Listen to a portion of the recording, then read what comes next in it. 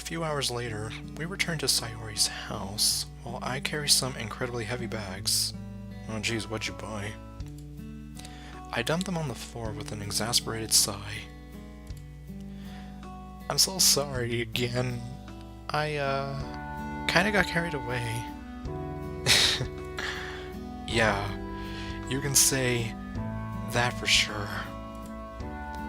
Why do girls have to spend so much money on clothes? It's like, it's a mystery to me to this day. And it's probably an answer that I'll never ever find. I don't know. Why do guys not care about fashion? I don't know, because it's like, why waste time on it? It's like, just give me a shirt, some jeans, a belt, and some good shoes, and I'm ready to go. I don't know. Oh, we could do this all night, huh? Probably. We both laugh in unison. You're right, so let's just skip the fight and get right back to the point where we're happy again. Thank you for taking me out shopping. It was so much fun. Yeah, you really did seem to enjoy yourself. A little bit too much, I want to add. Tonight, dinner is on me. Are you sure? Just don't nearly burn down the house like you did last time. Of course. I'm not a kid anymore. Well, you're a kid at heart, Sayori, but that's okay. That's part of what makes you beautiful. What are you making? Lots of spaghetti? I hope she made lots of spaghetti!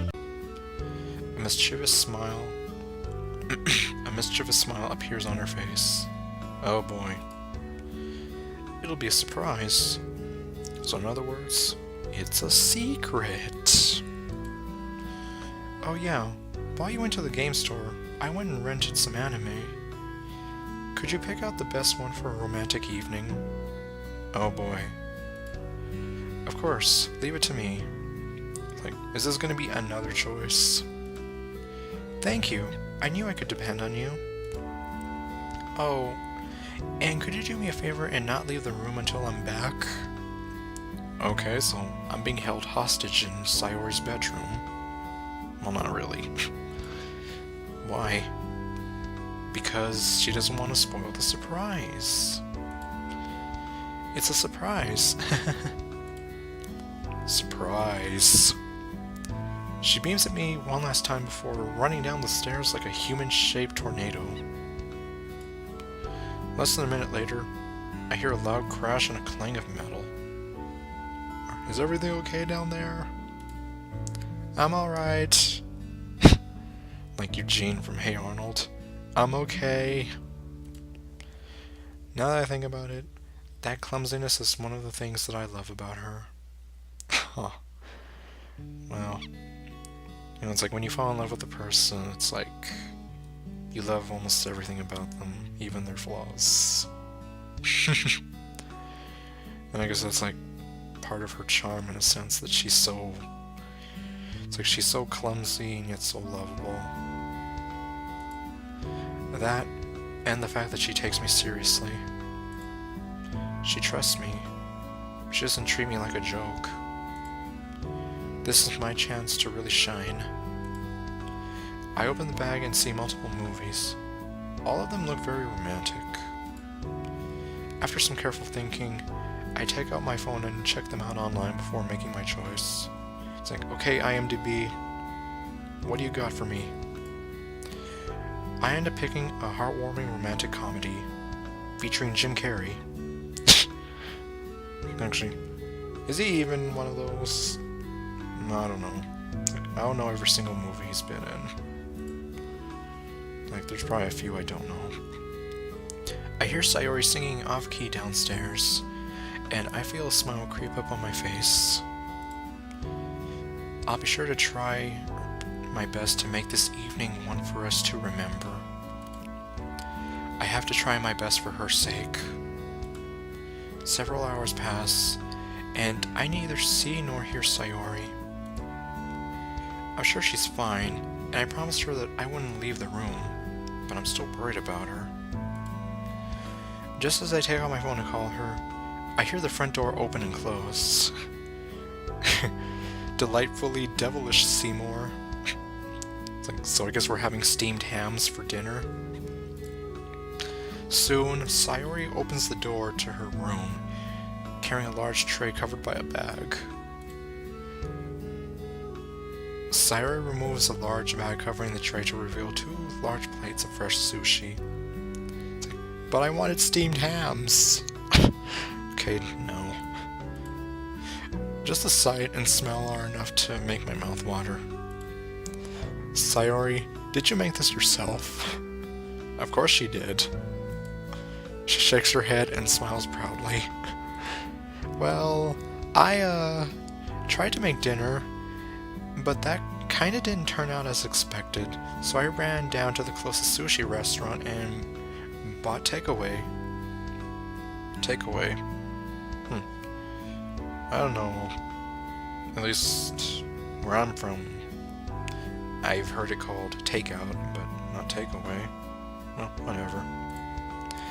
I chose all the different flavors that I know you love. Wow, this is amazing. That's honestly so thoughtful.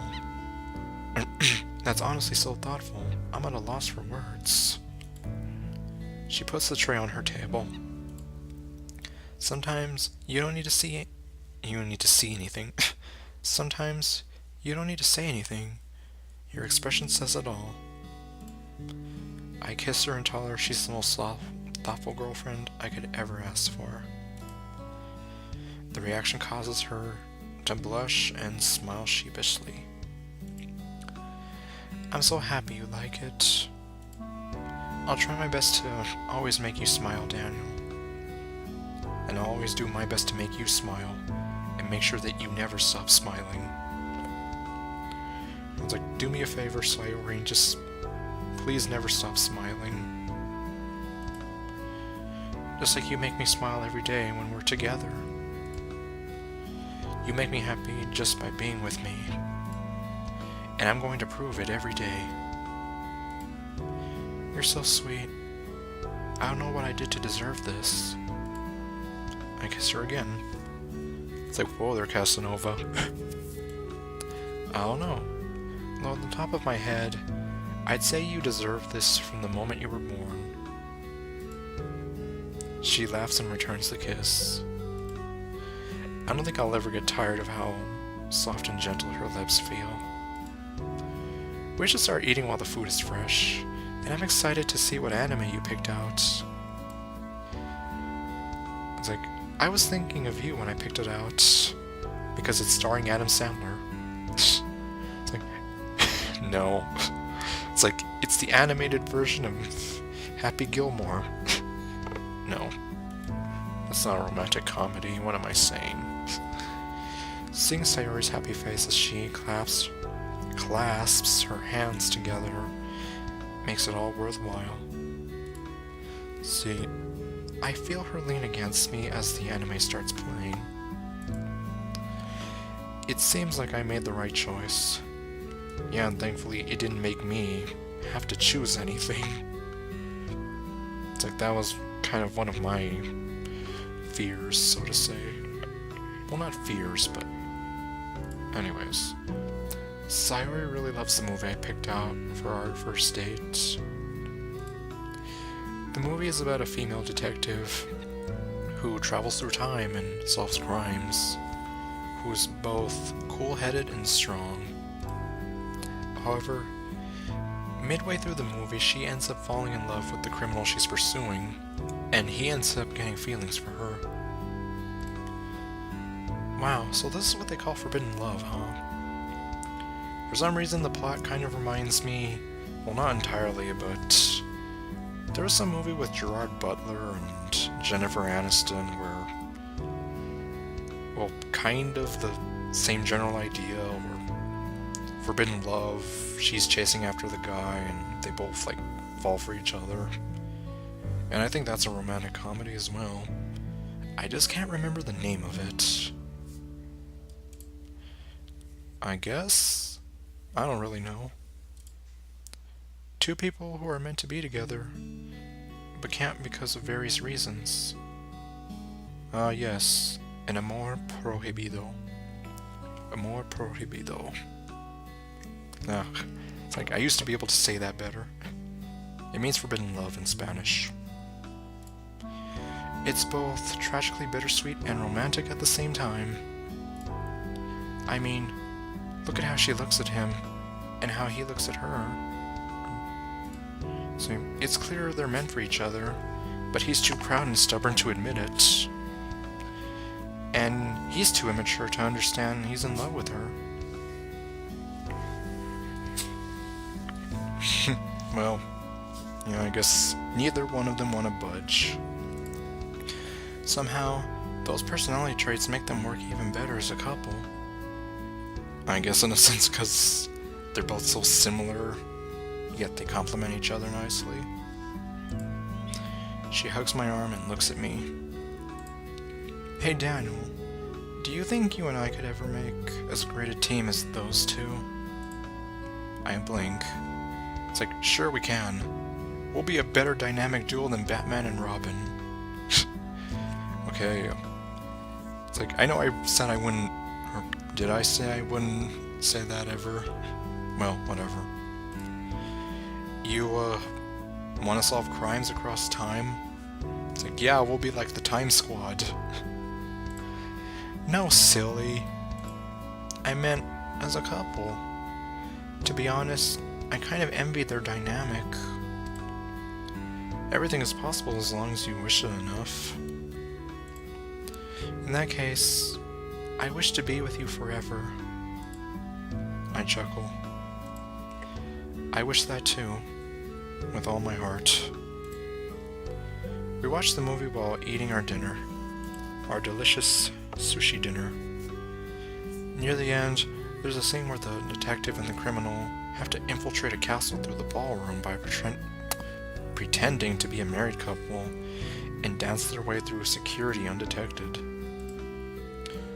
Without warning, Sayori stands up and grabs my hand. Oh. Let's go, Daniel. You want to dance with me? Let's dance the night away. She nods. Yep, come on, it'll be fun. Alright, if it's with you, I won't feel that embarrassed. I feel my cheeks getting hotter and hotter as she wraps her arms around my shoulders. I gulp and put mine around her waist. It's only when we start dancing, awkwardly trying to mimic the movements of the characters on the screen, that I feel comfortable. It's then that I realize how much I enjoy this, because it's something personal between me and her.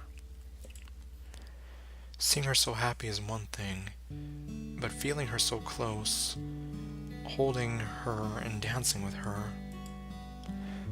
I realize that I'm really attached to this girl. That's what it's like being in love. As I gaze into her sky blue eyes, I get confirmation that she loves me too. I feel genuine affection from her stare. It's then that I realize I don't want this to end. Once the scene ends, I don't let go of Sayori. I notice she doesn't try to let go of me either.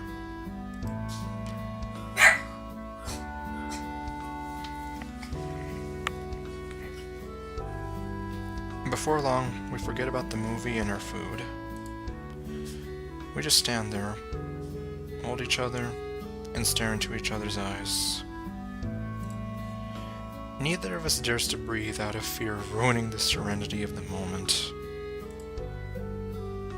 We spend the rest of the evening watching the other two movies, while holding each other close and kissing. So we had time for the other two movies? It's way past midnight when I leave. Okay, well I guess that's why. And as I go home, I feel like my body is light and I find myself happily skipping about like a schoolgirl. Okay, no. All that's on my mind is the girl who I'm going to love more and more. Oh, Oh, right, this scene. I actually remember this scene. That night, I have another nightmare. In the dream, I see Sayori kissing another guy. I don't see his face, but she looks happier with him than she does with me. As I come closer, I see that he's the perfect guy. Tall, buff, and as he turns to face me, I see he's incredibly handsome as well. He then turns back to her and continues kissing her. She seems to pay no attention to me until I shout out her name. When I confront her in the dream, she laughs and tells me I'm only a temporary phase while she got over her depression. Now that she's getting better, she no longer needs me and sees no reason to stay with a loser like me. The guy in the dream then turns and punches me really hard. I wake up screaming. Well, admittedly, it's like, yeah, that's kind of a nightmare I've had. And sadly, I kind of had to watch part of it come true. So yeah, it's definitely not easy. I wake up and take a look at the alarm clock. It's still very early in the morning. I should probably get back to bed. Despite my best efforts to go back to sleep, a sudden weight in my chest keeps me from falling back asleep. The scene of the dream keeps replaying in my head over and over. Sayori would never do something like that, right? Of course she wouldn't. It's like, that's not her. She wouldn't leave me for someone better than me, right? It's like, yeah, it's like, that's not Sayori, she's not like that. I shake my head and tell myself that I'm just being silly. It's like, you gotta trust her. Sayori isn't the kind of girl who would just abandon me because I'm not good enough. Right? I wait for half an hour, then decide that trying to fall asleep again is a lost cause. I take out my phone and text Sayori, asking her if she wants to go for a walk with me before we head off to school. Her reply is immediate. I quickly get dressed, eat a fast breakfast, and run outside to meet her. Good morning, Daniel. The moment I see her bright smile, I can't help but return it on my face. It'd be nice if we could kiss, but that would make it a bit too obvious that we're in a relationship to anyone who might be watching. Either way, we make our way to school.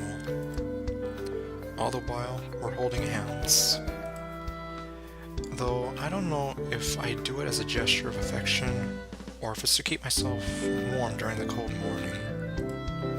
How'd you sleep? Like crap? I laugh sheepishly and realize I can't tell her the truth. I guess I slept fine. I woke up way too often though. Yeah, I noticed that you're up unusually early. Speak for yourself. I was worried you'd oversleep again. Her cheeks grow rosy and she continues in a whisper. Actually, I've been waking up earlier these days. I have so many thoughts and feelings that it's hard to keep them bottled up, and it's equally hard not to feel revitalized by them. I smile, but just then I remember what she said in my dream. That's the nightmare Sayori, not this Sayori. Oh yeah, it's the same here. I'm so happy to know that I make you happy. I've always imagined myself in a perfect relationship as someone who I could make the happiest man in the world. Funny how I've wished for the same thing. Yeah, likewise. It's like I've always wanted to dream about making some lucky woman be the happiest in the world. I pause and blush. I mean, I want to make my girlfriend happy. Oh, you thought... Okay, well, yeah, that would have been awkward. You make me so much happier than I probably deserve. You deserve better than this. I hope he's not saying that in reference to the dream. But I try my best. Right back at you. It's like, I love that show. Kirby, right back at you. Anyways. I feel like it's unusually hard to focus on the stuff they teach us in class today. Not that I usually pay much attention anyway, but today it feels like the teacher's voice enters one ear and flies out the other. It's like, welcome to summer school. Okay, well, I've only had summer school, technically a summer course once in college, but anyways. No matter how I try, I can't get my dream out of my head. Well, yeah, if you have that kind of battling in your head, then it's like this is nothing. Like, who cares about chemistry and whatever? I look at the other guys in my class. They're all better than me in some way. A lot of the guys are smarter than me in every way, and are always at the top of his class whenever we have exams. And then there's plenty that are much better looking than me, and have several girls in my year attracted to them. It's like, yep. It's like, welcome to my high school years. Although, I was number 17 in my graduating class, but, I mean, it's like, what does that get me anyway? Well, whatever. To top it off, there's also people like the vice president of the soccer club, who makes even the strictest teachers laugh at his jokes. Not to mention, he knows girls like I know my anime. It's like, is he one of those like smooth operators? Got a little black book on him? Well, all of them would be so much better suited for Sayori if they put their mind to it. It's like, well, that's no way to think. For some reason, I feel like whenever I look at another guy, I feel threatened. Well, I guess I almost feel like almost every other guy might have gone through something like this at some point in their life. Just feeling like you're comparing yourself to another guy that you think is better or something than you are. See, whenever I look at another guy, I imagine Sayori in a relationship with him instead of me. I shake my head and tell myself that she chose me. She's in love with me and only me. She had her chances with other guys, but she still chose me. It's like, really? It's like, have they approached her? Well, I guess it doesn't matter.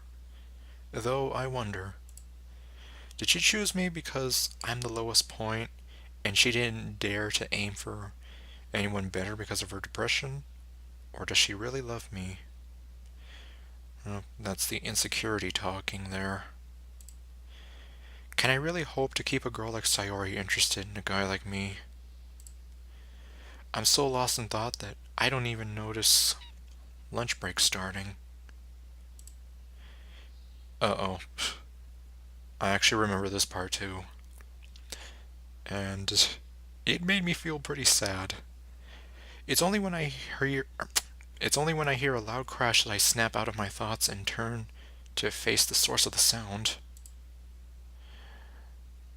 Yep, I think this is the one.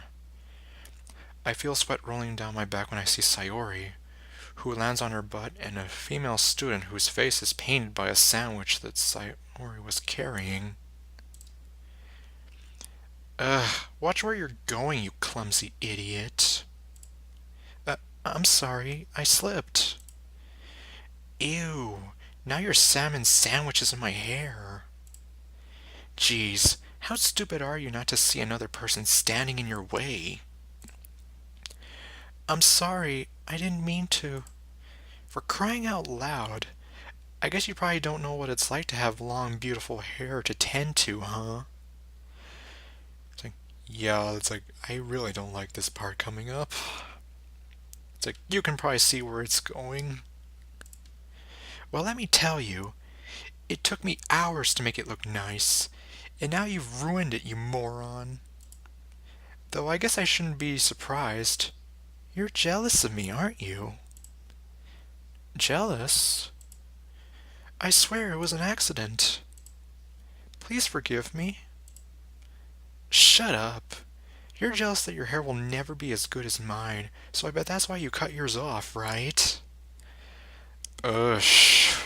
Yes, It's like, I really don't like to go and assume things like that, so... It's like, even though these aren't my words, I still feel terrible reading them and speaking them aloud. Even the garbage you put in my hair isn't as trashy as you are. Jeez. Like, this girl, well, there's a word I could use to describe her very easily.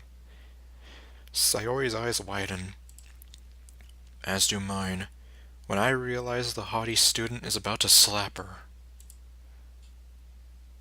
I dash forward and put the palm... I dash forward, and before the palm can hit Sayori's cheek, I cut in between them and feel the full force of the assault. Take it like a man. Defend your girl. Daniel, you stay out of this! Who died and made you queen? I get up. My cheek feels like a bee stung it. I stare her down with a very angry expression on my face. Stop it. I don't realize how hostile my voice suddenly sounds. Sayori didn't do anything wrong. It was an accident. There's no reason to insult her and to try to hurt her. Despite my sudden hostility, the haughty student doesn't let up. I mean, why would she? She's, I guess, mean girls? Yeah, you can say she's a mean girl, I suppose. I swear, she did it on purpose. She raises her hand to slap Sayori again, but this time I grab her wrists and keep a firm grip on it until she lowers her hand. It's like, yeah, that's right. It's like, you think before you slap. No, she didn't. I've known her for years, and she's just clumsy. Now, I could tell the teachers that you used physical violence against another student and insulted her, or I could let you go. If you apologize to her right now, I'll act like nothing happened. What's with the two of you? What a couple of losers. She throws Sayori a contemptuous gaze and walks out of the room with her head held high and a stick up her... Okay. Yeah, I'm not gonna go there. I hear my classmates whispering and realize that this is the first time I've ever lost my temper like this. In this universe. It's like, we're not going to talk about what happened in Yuri's universe. I turn around and glare at them. Yeah, what are you looking at? Show's over. Get a move on. It's like, wait a minute, didn't he say this in the other one too? Well, whatever. Show's over. There's nothing to see here. I take my bag and face Sayori, who's still sitting on the floor, wearing a shocked expression on her face. Let's go, Sayori. Okay. Ah, yes, here we are on the roof.